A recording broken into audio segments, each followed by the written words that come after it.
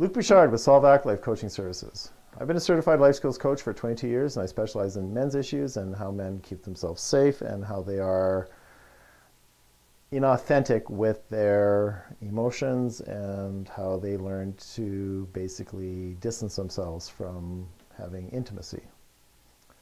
Today is the 60th video in the 72-day challenge. We're in the 9th week, and the weekly theme is the afternoon of our lives. The daily focus is men in relationships, and the topic today is midlife crisis. Welcome to my video. I appreciate you watching, and I'm, as usual, I'm looking forward to talking about midlife crisis in my topic today.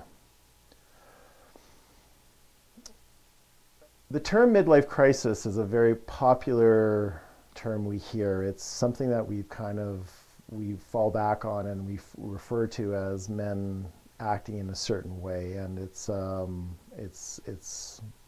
we see it all over the place. We see it in popular culture, TVs, movies, and we hear a lot of conversation.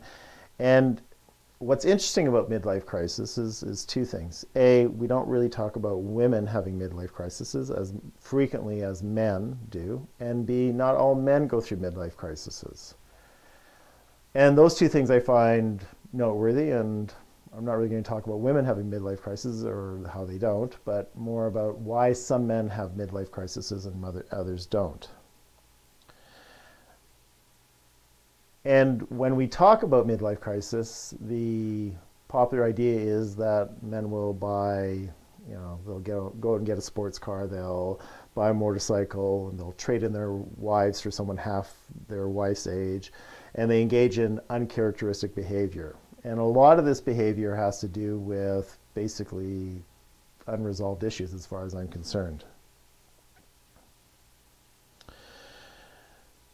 Because men have been socialized, as I say in so many of my videos, to distance themselves from their emotions and not really be authentic with themselves and not really know what drives a lot of their behaviors and understand their emotions and their feelings, this is where I think it really becomes problematic when they get to in their 40s and they're looking at 50. And if men are socialized to get their identity needs met through their jobs, how much money they make, what their status is or their titles, how many women they sleep with, or how much stuff they acquire and possessions and that kind of stuff. If they're doing that because it's really an external process to make themselves feel better, which is what I think it is, well, I think that runs out after a while, and where that becomes quite problematic is when men are seeing 50 and that 50 is around the corner, and they get to a point where they're going, okay, I have the wife, I've got the ex-wife, I have the career, I've got the education, I've got the property, I go on my vacations this often, I do this type of stuff, my life is all this stuff. I've worked really hard to get to this point. I've acquired, and I've been on the treadmill, and I've made it, and I'm here, and it looks like life's going to be okay, and life's less of a struggle, and my kids are generally older, and so I'm here. But where's here? And what does here mean? And 50's around the corner. And what is the rest of my life going to look like? And if men are unresolved with their current situation, either in their marriages or in their careers or in just life in general, I think that's the planting, that's the ground for midlife crisis to flourish out of. That's the foundation for people to actually have midlife crisis, because they're at a point where we're going, okay, so what's it all worth? And if if I'm looking external for my internal approval, because that's what I've been taught and that's what I've always done, well, now what, in a lot of ways? So they basically engage in these behaviors of buying a sports car, getting a motorcycle, trading in their wives or whatever, because it's still about I don't want to, I don't know how to be authentic with myself. That's a very scary place to be. That's a very difficult place for me to be. So I'm just going to go external. And I'm just going to do the stuff that makes me feel better out there. And I can show my virility, and I can show my, you know, I have a gorgeous, you know, girlfriend, now wife, who is like 15 years younger than me, or whatever the stereotype is. And therefore I must be okay. But it's all about distancing themselves from their emotions and not having to basically deal with their discomfort with getting old.